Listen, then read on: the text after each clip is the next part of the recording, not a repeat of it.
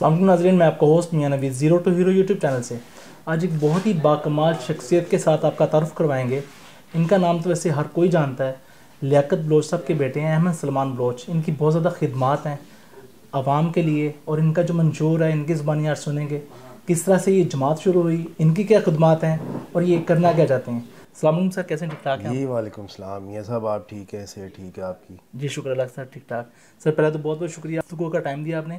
سر بتائے گا کہ جماعت کی شروعات کیا تھی، کیسے جماعت بنی یہ جو جماعت اسلامی ہے؟ جی بہت شکریہ نوید صاحب، پہلے تو آپ کا یوٹیوب چینل کا دعوت نامہ ملا کہ آپ کے ساتھ گفتگو کریں، اور اس میں یہ دیکھ کے ہمیں بہت ہی اچھا لگا کہ آپ نے جو نام چنا ہے وہ بہت اچھا ہے، زیرو ٹو ہیرو۔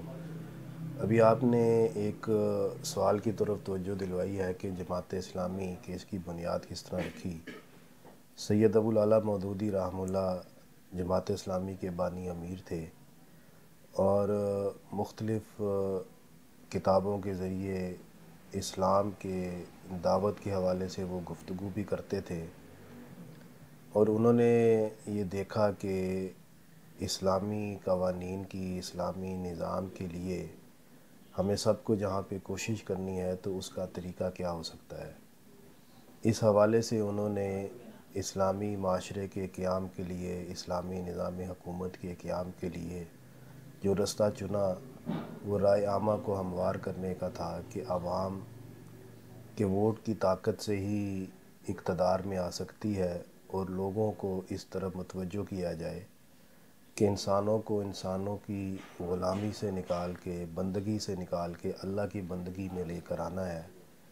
اس حوالے سے جماعت اسلامی سید ابو الاعلیٰ مودودی رحمہ اللہ نے آغاز کیا، اور یہ جو سب سے اچھی جو چیز کہ جو انہوں نے اس کا منشور لکھا، منشور بنایا، اس کے اندر اجتماعیت کی بات بھی تھی، اس کے اندر شرائط کی بات بھی تھی کہ جب فیصلے ہیں کہ وہ سب مل جل کر مشورے کے ساتھ جو ہے کہ اس کو کریں۔ اس حوالے سے یہی وجہ ہے کہ آج بھی جماعت اسلامی کے اندر جو جمہوریت جو ہے وہ اس وجہ سے ہے کہ تمام لوگ جو ہے کہ قواعد و ضوابط کے ذریعے چلتے بھی ہیں، اس کے اوپر عمل بھی کرتے ہیں۔ یہی وجہ ہے کہ آج تک جماعت اسلامی چل رہی ہے۔ آپ یہ دیکھیں گے کہ پاکستان کے اندر جتنی بھی جماعتیں ہیں وہ علاقائی بنیادوں پر ہیں۔ پیپلز پارٹی ہے تو وہ سندھ کے اندر موجود ہوگی، مسلم لیگ ہے تو وہ پنجاب کے اندر، اور اسی طرح دیگر جماعتیں جو ہیں کہ وہ اپنے اپنے علاقے کے اندر، کہ ان کا منشور جو ہے وہ علاقائی ہے۔ پر جماعت اسلامی کا جو منشور ہے وہ اجتماعیت ہے اور ایک قوم کی حیثیت رکھتا ہے۔ تو آپ دیکھیں گے کہ جماعت اسلامی کا کارکن آپ کو ہر گلی محلے کے اندر ملے گا، کم یا زیادہ یہ ایک علیحدہ بات اور بحث ہے۔ بہرحال آپ کو ہر جگہ پہ جماعت کے ورکرز اس لیے موجود نظر آئیں گے کہ جماعت کا جو تربیتی نظام ہے وہ گلی محلے تک، کونے کونے تک پہنچتا ہے۔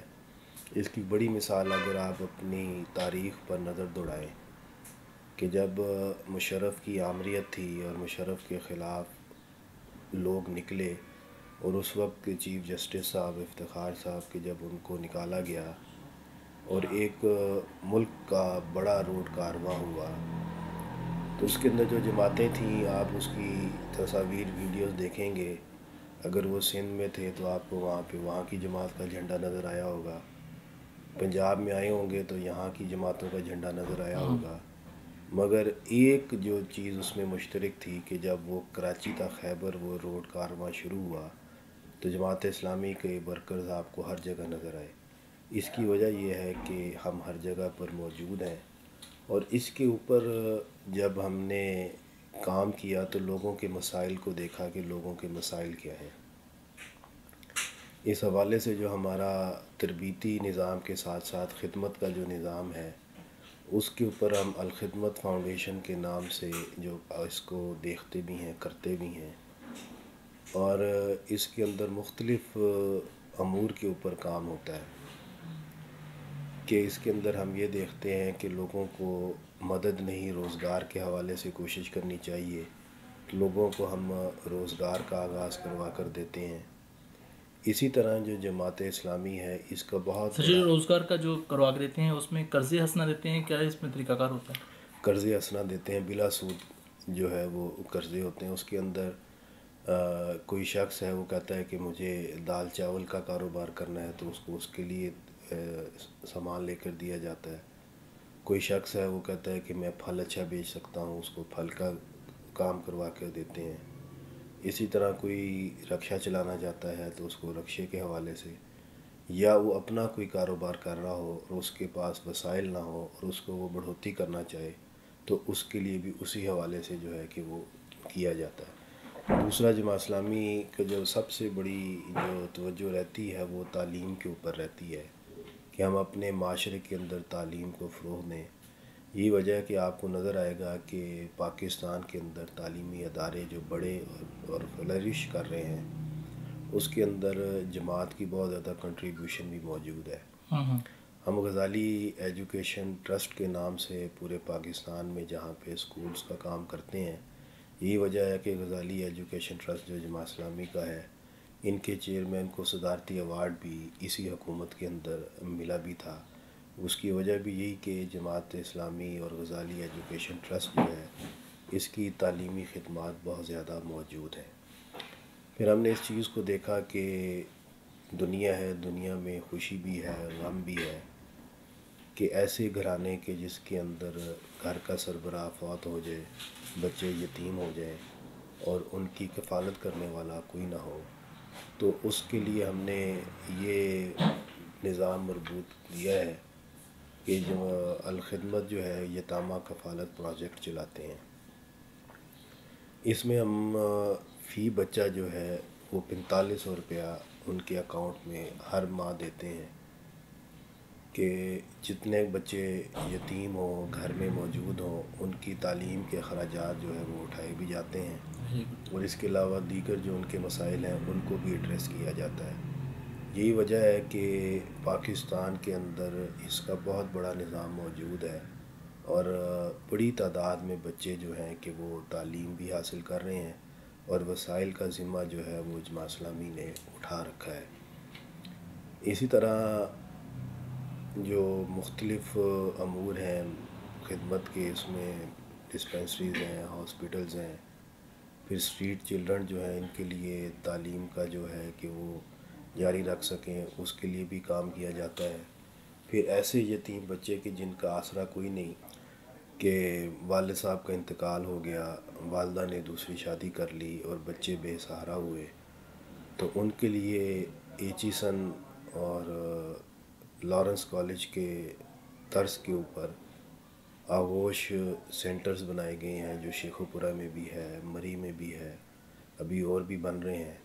اس کے اندر بہت اچھا نظام ہے اور بچے اس میں تعلیم بھی حاصل کر رہے ہیں اور وہ معاشرے کے اندر جب وہ پڑھتے ہیں پھر کالجز اور یونیورسٹیز میں جانے کے بعد ہمارے معاشرے کا وہ بہترین حصہ ہے. ابھی جو پچھلے دنوں ہم نے ایک 2015 کے اندر ماڈل ٹاؤن کے اندر اجتماعی شادیوں کا جو کام ہے کہ اس کو شروع کیا تھا. اس کے اندر اجتماعی شادیاں تو ہوتی بھی ہیں، اس میں سارا کچھ ہوتا ہے، پر مجھے جو اس میں اچھی بات لگتی ہے وہ یہ کہ ماڈل ٹاؤن کے اندر ہمارے جو سرپرست ہیں، بزرگ ہیں، انہوں نے پول کر کے یہ دیکھتے ہیں کہ علاقے کے اندر کون سی بچیاں ہیں کہ جو سمجھدار بھی ہیں، محنتی بھی ہیں اور وسائل نہیں ہیں، اور ان کی جو ہے کہ وہ شادی ہو اور اس کے لیے اچھے رشتے بھی دیکھے جائیں. ان سارے کاموں کے ساتھ ساتھ پھر ایک جو بڑا ایشو ہوتا ہے وہ یہ کہ جس بچی کے ہاتھ پیلے ہو رہے ہوں تو اس کی خواہش ہوتی ہے کہ اس کی بارات بھی آئے، اس کی ڈولی بھی سجے، اس کی مہندی بھی ہو، اور یہ ساری چیزیں وسائل کے ساتھ جڑی ہوتی ہیں.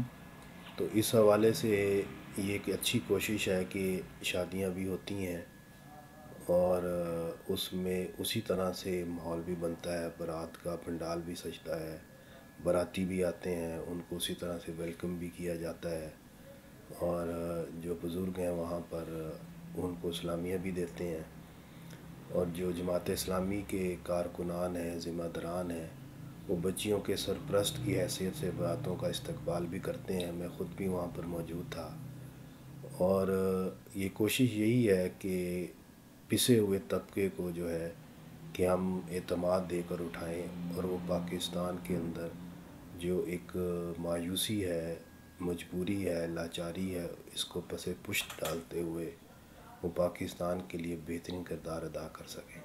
और इसी हवाले से हम मुस्तकिल मेहनत भी कर रहे हैं, कोशिश भी कर रहे हैं कि हमारे जो मसाइल हैं, शहरी मसाइल हों, इलाकाई मसाइल हों, सूबाई मसाइल हों, मुल्की सतह के मसाइल हों, इसकी एक बड़ी वजह ये है कि हम जब तक ये फ़ैसला नहीं करेंगे कि मैंने अपने आप को ख़ुद को बदलना है, और जब मैं ख़ुद बदलूँगा तो मैं अपने शहर को भी, इलाके को भी, सूबे को भी और मुल्क को भी बदल सकता हूँ। और हकीकी तब्दीली वही ला सकते हैं कि जो आम आदमी का दर्द समझते हों, आम आदमी के साथ रहते हों। ये कभी भी मुमकिन नहीं है कि उस शख्स हमारे लिए तब्दीली लाएगा कि जो घर में बैठा हो और वहाँ पे जब ये बात हो कि आज आटे की किल्लत है, आटा नहीं मिल रहा, और वो घर में कहे पापा अगर आटा नहीं है तो वो डबल रोटी खा ले। क्यों? क्योंकि उसने ये मायूसी, ये परेशानी देखी नहीं, इसलिए उसको अंदाज़ा नहीं है कि आम आदमी का दर्द क्या है।